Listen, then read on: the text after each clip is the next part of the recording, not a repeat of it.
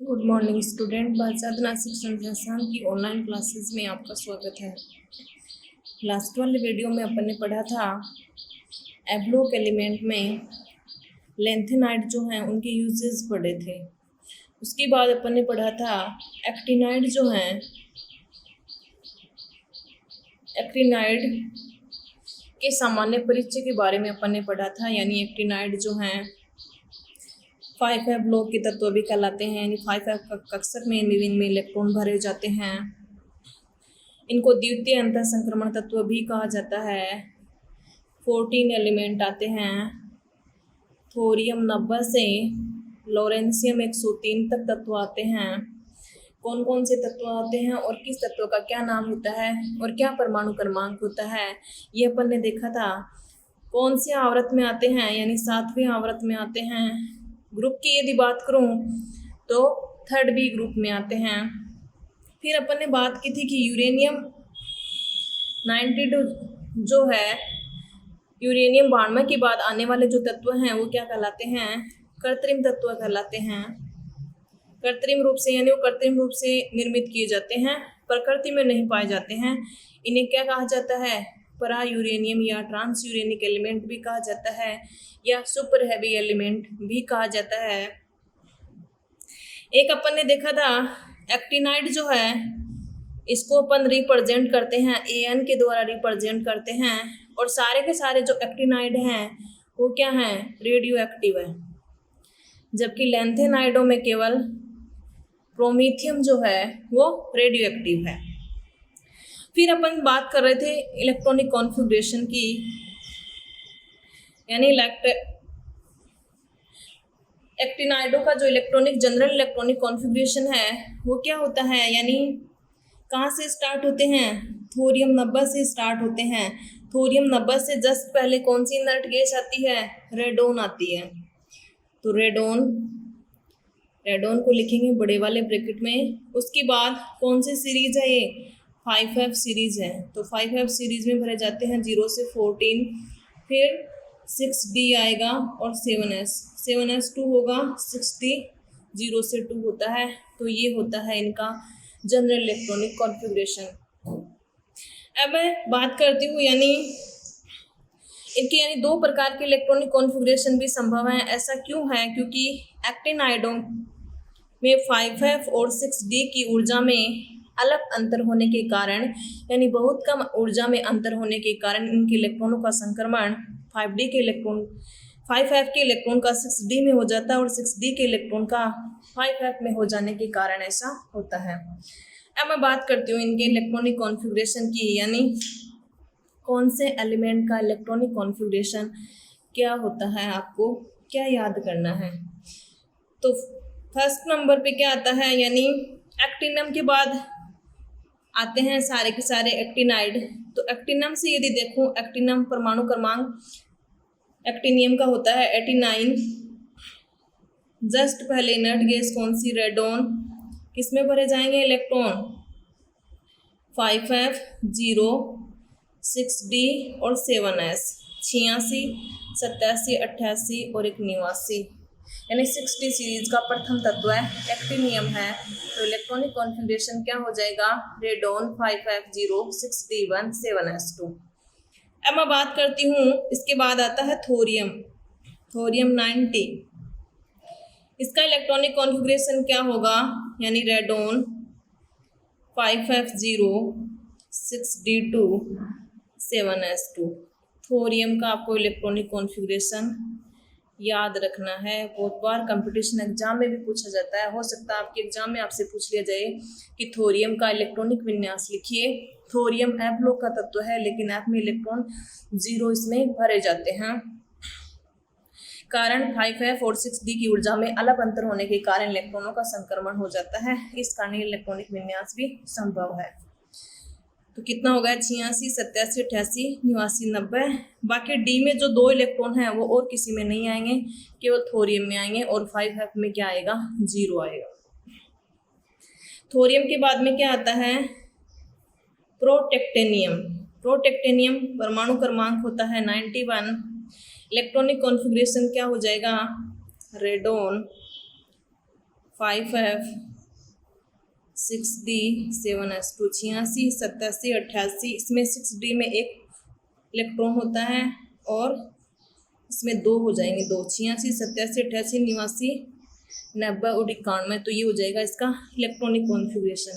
इसके बाद में आता है यूरेनियम 92, यूरेनियम का होता है radon 5F 6D 7s2, 7s में हमेशा 2 इलेक्ट्रॉन आएंगे, 6D में यहाँ पे 1 इलेक्ट्रॉन आएगा।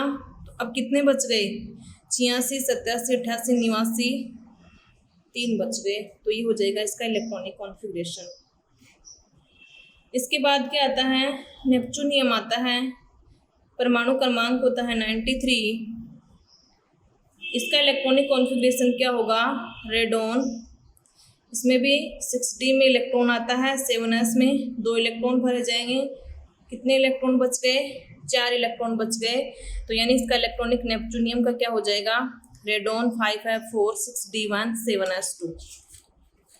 इसके बाद क्या आता है, प्लूटोनियम, प्लूटोनियम परमाणु क्रमांक 94, रेडॉन 5F 6D और 7s2, 86 87 88, इसमें D में जो है वो 0 इलेक्ट्रॉन भरा जाता है और 5F में अब कितने बच गए, कितने इलेक्ट्रॉन आएंगे, 86 87 88, 6 इलेक्ट्रॉन आएंगे, तो ये हो जाएगा प्लूटोनियम का इलेक्ट्रॉनिक कॉन्फ़िगरेशन। में ध्यान आपको रखना है, थोरियम में तो 6D2 आता है और 5F 0 आता है, और उसके बाद प्रोटेक्टेनियम, यूरेनियम, नेपच्यूनियम जो है उसमें 6D में एक एक इलेक्ट्रॉन आता है, बाकी के किस में भरे जाते हैं, F में भरे जाते हैं। प्लूटोनियम के बाद जो आता है वो आता है अमरेशियम, अमरेशियम परमाणु क्रमांक होता है 95, इसका इलेक्ट्रॉनिक कॉन्फ़िगरेशन क्या होगा, इसमें भी रेडॉन 7s2 होता है, 6D में 0 इलेक्ट्रॉन होते हैं, 87 88, बाकी के जो बच गए 5F 7, ये हो जाएगा अमरेशियम का इलेक्ट्रॉनिक कॉन्फ़िगरेशन। उसके बाद क्या आता है, क्यूरियम आता है, जिसका परमाणु क्रमांक होता है 96 होता है, इसका इलेक्ट्रॉनिक कॉन्फ़िगरेशन क्या होगा, रेडॉन 7s2। अब इसमें क्या होगा, यानी 5F8, तो 5F जो होता है वो अर्धपूरित अवस्था में क्या होता है, ज़्यादा स्थायी होता है, तो 5F में 7 रह जाएंगे और एक इलेक्ट्रॉन किस में जाएगा, 6D में चला जाएगा। तो क्यूरियम जो है उसमें 6D में भी एक इलेक्ट्रॉन है वो भरा जाता है, तो इलेक्ट्रॉनिक कॉन्फ़िगरेशन क्या हो जाएगा, रेडॉन 5F 7 6D1 और 7s2। इसके बाद क्या आता है, बर्केलियम, परमाणु क्रमांक कितना होता है, 97, इसका क्या होगा, radon 5F 6D 7s2, 5D में 0 होते हैं, 7s2, उसके बाद काउंट कर लीजिए कितना होगा, 86 87 88, 9 इलेक्ट्रॉन इसमें आएंगे, तो ये हो जाएगा बर्केलियम का इलेक्ट्रॉनिक कॉन्फ़िगरेशन। उसके बाद आता है कैलिफोर्नियम, परमाणु क्रमांक 98, इलेक्ट्रॉनिक कॉन्फ़िगरेशन होगा रेडॉन 5F 6D 7s में तो हमेशा 2 आएंगे, ये 0 होगा, 5F में टोटल अब कितने इलेक्ट्रॉन बच गए, 10 इलेक्ट्रॉन। उसके बाद आता है आइंस्टीनियम,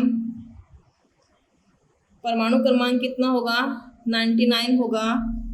जस्ट पहले कौन सी इनर्ट गैस आती है, रेडॉन, इसमें भी 6D 0 होता है, 7s2 होता है, बाकी के बच गए 11 इलेक्ट्रॉन, तो ये क्या हो जाएगा, इसका इलेक्ट्रॉनिक कॉन्फ़िगरेशन हो जाएगा।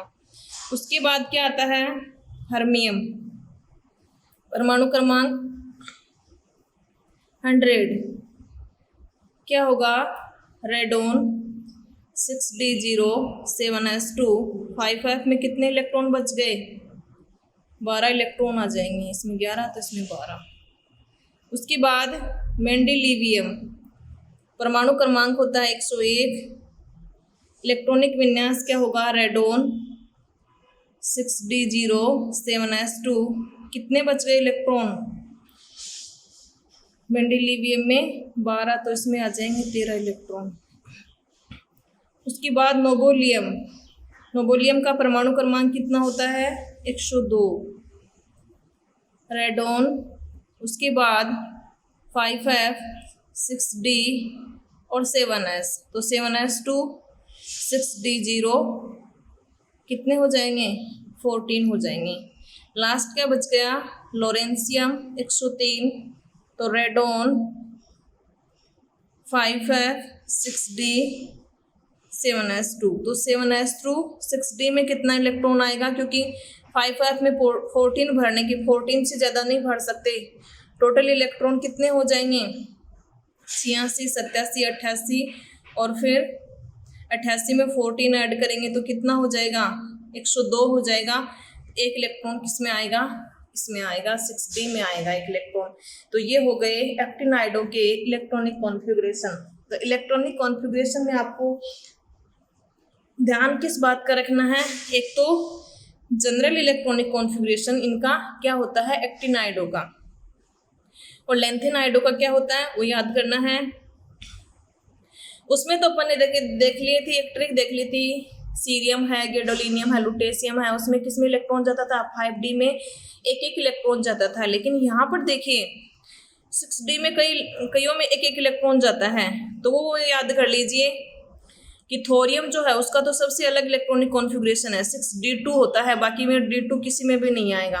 6d2 होता है और 7s2 होता है, और 5f में क्या होता है? 0 होता है। तो ये इलेक्ट्रॉनिक कॉन्फ़िगरेशन आपको याद करना है। उसके बाद 6d1 किस किस में आता है? प्रोटेक्टेनियम, यूरेनियम, नेपच्यूनियम, और बीच में ये क्यूरियम आएगा, और लास्ट में ये आएगा। तो 1 2 3 यानी थोरियम के बाद 3 जो हैं उसमें 6d1, फिर बीच का जो है यानी 1 2 3 4 5 6 7 नंबर का जो है उसमें क्या आता है? 6d1, और एक लास्ट में आता है 6d1। यहाँ अर्धपूरित विन्यास है, यहाँ पूर्णपूरी तो हो ही गया, लेकिन 14 के बाद इलेक्ट्रॉन इसमें ही यानी भरेंगे, 14 से ज़्यादा इलेक्ट्रॉन नहीं भर सकते। तो इलेक्ट्रॉनिक कॉन्फ़िगरेशन जैसे भी आप ट्रिक बना के याद करोगे, ट्रिक से हमेशा याद रहेगा, आपके इलेक्ट्रॉनिक कॉन्फ़िगरेशन रखने से याद नहीं होगा। याद होना चाहिए आपकी परमाणु क्रमांक, या ऐसे याद कर लीजिए कि इसमें जब भी एक्टिनाइडों के पर इलेक्ट्रॉनिक कॉन्फ़िगरेशन लिखते हैं तो 5f में कभी भी एक इलेक्ट्रॉन नहीं भरा जाता, 2 3 4 फिर 5 नहीं भरे जाते, 6 भरा जाता है, 7 8 नहीं भरा जाता, 9 में नहीं भरा जाता, और बाकी 5f में इलेक्ट्रॉन जो हैं 10 11 12 13 14 ये इलेक्ट्रॉन भरे जाते हैं। जैसे भी आप करना याद करना चाहो, चाहे तो ये वाला याद कर लेना कि 6d1 किस किस में आता है, तो 1 2 3 तो ये हो गए 4, और एक ये 5, और 6d2 थोरियम का अलग से याद कर लेना, और बाकी 7s2 जो है वो सभी में आएगा, और बाकी के जो इलेक्ट्रॉन बच गए वो किस में भरने हैं? वो 5f में भरने हैं। तो वो क्या हो जाएगा? इनका इलेक्ट्रॉनिक कॉन्फ़िगरेशन हो जाएगा। अब इसके बाद अगला टॉपिक देखिए, लेंथेनाइडो व एक्टिनाइडो में अंतर।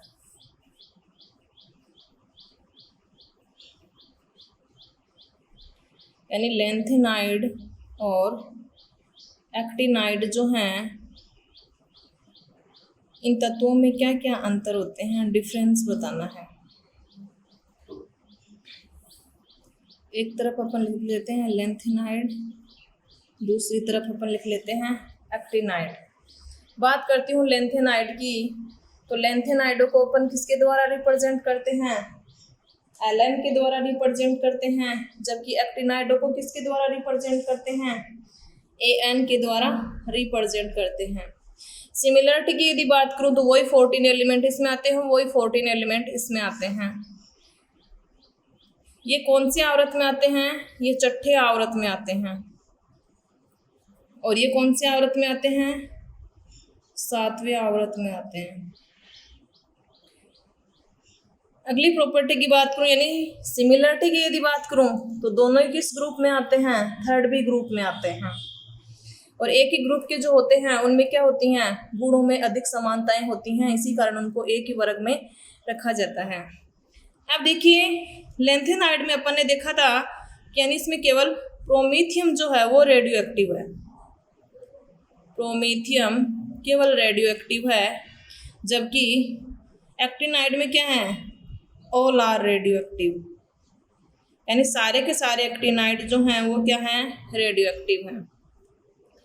अगली प्रॉपर्टी की बात करूं ऑक्सीडेशन स्टेट की, तो लेंथेनाइडों का सामान्य ऑक्सीकरणांक जो होता है वो +3 होता है और स्थायी भी होता है, लेकिन इसके अलावा ये +2 और +4 ऑक्सीकरणांक भी प्रदर्शित करते हैं।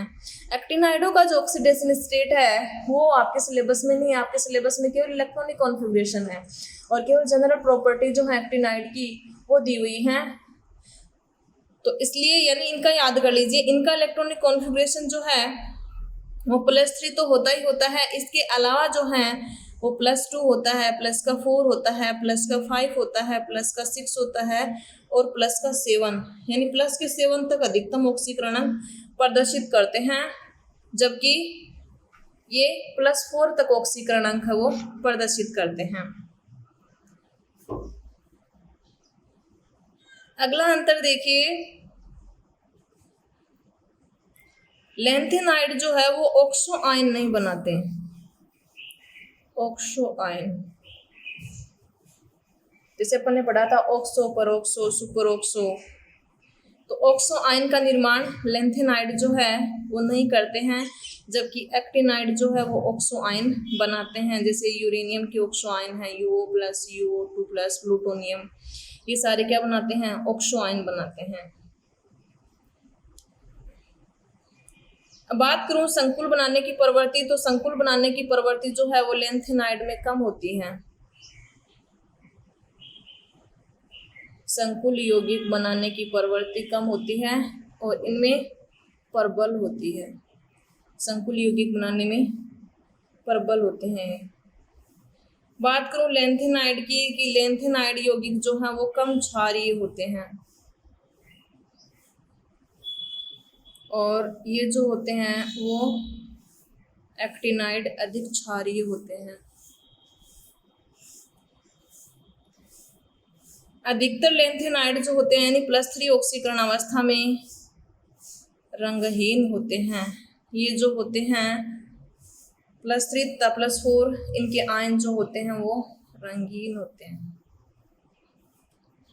सिमिलरिटी लिखवाए तो सिमिलरिटी लिख सकते हो, यदि डिसिमिलरिटी या अंतर यदि लिखवाना चाहें तो आप लिख सकते हो। यदि आपका पढ़ा हुआ है लेंथेनाइड और एक्टिनाइड, इनका जनरल इलेक्ट्रॉनिक कॉन्फ़िगरेशन क्या होता है, इनका जनरल क्या होता है, यानी इसमें जीनोन आता है 4F, 0 से 14 लेंथेनम सहित होता है, 5D 0 से 1 6S2 होता है और इनका जनरल इलेक्ट्रॉनिक कॉन्फ़िगरेशन क्या होता है, रेडोन 5F 0 से 14, 6D 0 से 2 और 7S2 होता है।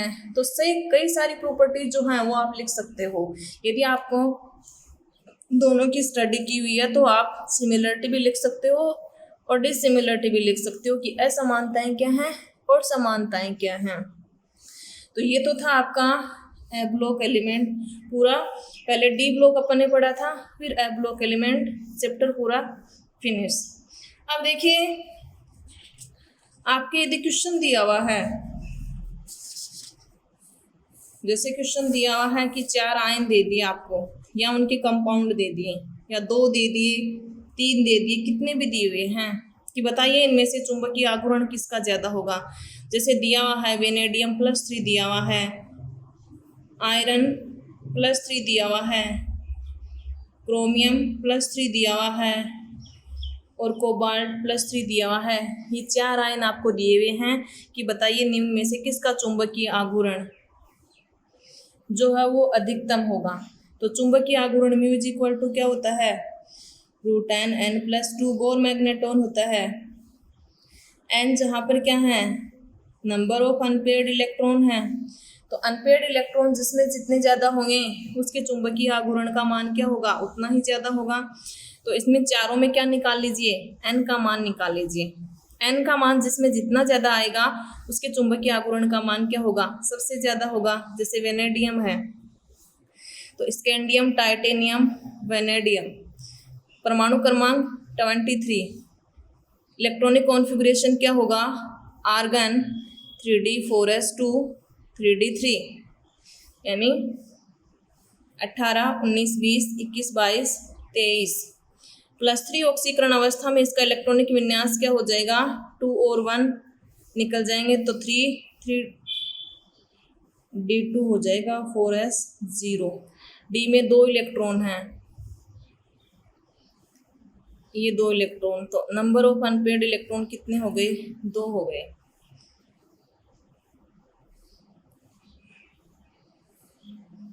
आयरन +3 में देखिए, आयरन +3, पहले आयरन का इलेक्ट्रॉनिक कॉन्फ़िगरेशन लिखेंगे। आयरन 26 पे आता है, आर्गन 3d6, 4s2, 18, 19, 20, 26। +3 ऑक्सीकरण अंक में इलेक्ट्रॉनिक कॉन्फ़िगरेशन क्या हो जाएगा? 2 तो ये गए, 1 इसका गया। डी में कितने बच गए?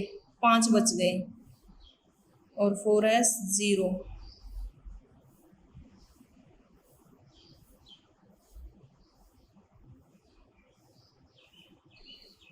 देखिए डी में 5 भरिए, एन का मान कितना आ जाएगा? 5। एग्मित इलेक्ट्रॉन कितने हैं? 5 है।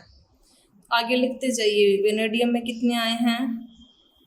2 आए हैं। आयरन में कितने आए हैं? 5 आए हैं। अब निकाल लीजिए क्रोमियम +3 में, तो क्रोमियम +3 में निकालोगे, क्रोमियम परमाणु क्रमांक कितना होता है? 24। आर्गन 3d5, 4s1, ये होता है इसका इलेक्ट्रॉनिक कॉन्फ़िगरेशन। +3 ऑक्सीडेशन स्टेट में क्या होगा?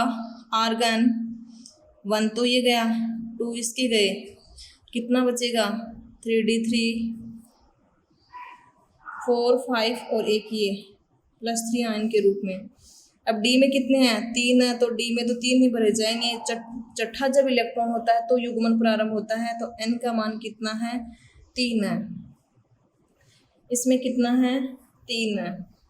कोबाल्ट, कोबाल्ट परमाणु क्रमांक कितना होता है? 27 होता है। 27 का अपन इलेक्ट्रॉनिक कॉन्फ़िगरेशन लिखेंगे, आर्गन 3d7, 4s2, तो ये हो जाएगा इसका इलेक्ट्रॉनिक कॉन्फ़िगरेशन। अब कौन सी ऑक्सीकरण अवस्था में है? +3, 2 तो ये गए, एक इसका गया, 6 इलेक्ट्रॉन है, तो डी के 5 कक्षक, पहले एक एक इलेक्ट्रॉन भरेंगे, 3, 4, 5 और एक 6, यानी 6 कैसे रहे? ये 3 अपने निकाल दिए, 6 हैं, तो एग्मित इलेक्ट्रॉन कितने बच गए? 1, 2, 3 और 4, तो एन का मान कितना है? 4 है। तो एन का मान 4 है यहाँ पर। अब देख लीजिए चारों में से नंबर ऑफ अनपेयर्ड इलेक्ट्रॉन किस में ज़्यादा हैं? नंबर ऑफ अनपेयर्ड इलेक्ट्रॉन इसमें ज़्यादा हैं, तो चुंबकीय आघूर्ण का मान किसका ज़्यादा आएगा? इसका ज़्यादा आएगा, क्योंकि यहाँ पर क्या रखेंगे? 5 रखेंगे, तो कितना आ जाएगा? 5, 2, 7, 35, √35, 4.9 के समथिंग आ जाएगा। 4.9 के समथिंग में 5, 5, 25, 6, 6, 36, 6, 6, 36, 5.9 के समथिंग आएगा। बोर मैग्नेट्रॉन 5.9 के समथिंग। औरों का निकालेंगे, इससे कमी आएगा, क्योंकि नंबर ऑफ अनपेयर्ड इलेक्ट्रॉन जब कम होते हैं तो उस स्थिति में चुंबकीय आघूर्ण का मान क्या आएगा? कम आएगा। तो इस तरह से कोई भी क्वेश्चन दिया हुआ हो, चाहे वो कॉम्प्लेक्स के रूप में दिया हुआ हो, तो उसका ऑक्सीकरणांक निकाल लेंगे, उसमें उसका ऑक्सीकरणांक कौन सा है, फिर नंबर ऑफ अनपेयर्ड इलेक्ट्रॉन निकाल लेंगे डी में इलेक्ट्रॉन भर करके, और फिर उसके चुंबकीय आघूर्ण का मान कैलकुलेट कर लेंगे। अब जो है आपको, यानी ये चैप्टर पूरा हो गया है। डी और एफ ब्लॉक के जो भी क्वेश्चन है वो आपको सारे सोल्व करने हैं। फिर भी कोई प्रॉब्लम हो तो आपको कमेंट बॉक्स में लिख करके बताना है। मेरा आपसे क्वेश्चन है, यानी मैंगनीज जो है उसकी तरते आयनन एंथैल्पी का मान,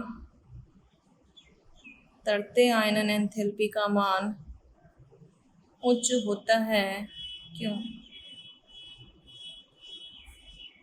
यानी मैंगनीज जो है उसकी तरते आयनन एंथैल्पी का मान जो है वो उच्च होता है, ऐसा क्यों होता है? तो ये आपको आंसर कमेंट बॉक्स में लिख करके बताना है। बाकी आज के वीडियो में चैप्टर पूरा। Thank you.